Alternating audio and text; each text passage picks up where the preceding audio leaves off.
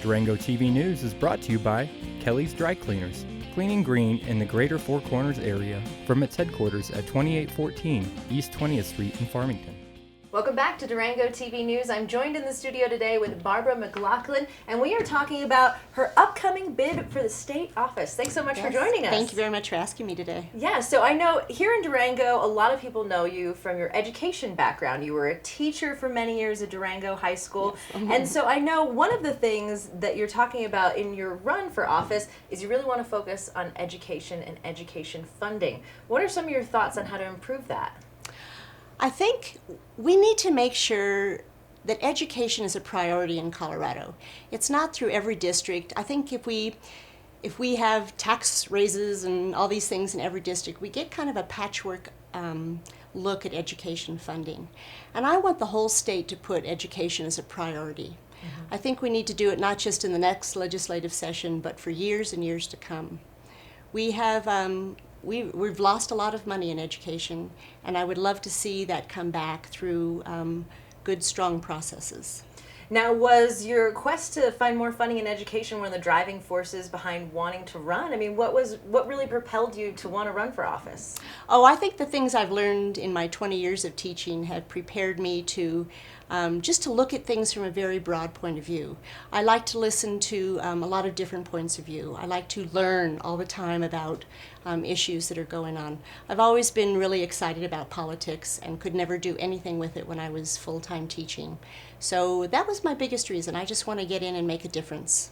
Now, aside from educations, what are some of the other issues on your agenda, and why are you campaigning on those?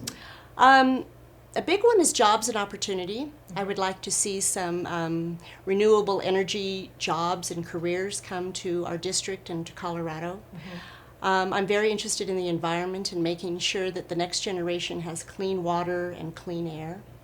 And I want to get our fair share of funding for school finance in District 59. So I know it's very early on in the campaign, mm-hmm. But what lessons have you learned thus far, and how has that kind of pushed you in momentum forward? I've been able to talk to so many people in the district already. And what I know for sure is that the vast majority of people respect teachers and want a better education in Colorado, and they want a higher graduation rate in the 59th district. I think we all see that education isn't just a teacher sitting in front of the class. We need to all be educated on where our water comes from, mm-hmm. and how our crops are grown, and what pollutes and what doesn't pollute, mm-hmm. and how we can get better jobs for our community. So I think just talking to people motivates me. I think there's so many people who have a positive outlook on the 59th district. And it sounds like a lot of transparency, too. You really want to make sure you're communicating with all your constituents as you move forward. Yeah, this is a 6-county district. And so all 6 counties have a million different issues that they're facing. And I need to figure out how to listen to what they all want and what they're saying, and how to do the very best for all of my constituents at the State House. Nice. So for people who want to learn more about your campaign, or maybe volunteer since we're in the early stages, where can they go to learn more about you?